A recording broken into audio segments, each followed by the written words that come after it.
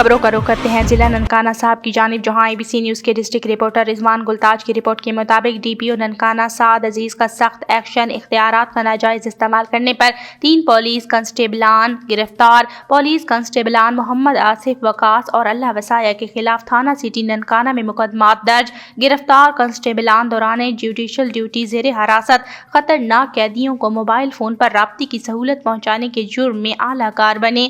कांस्टेबलान के खिलाफ police order 2002 की दफात के तहत मुकदमा दर्ज किया गया।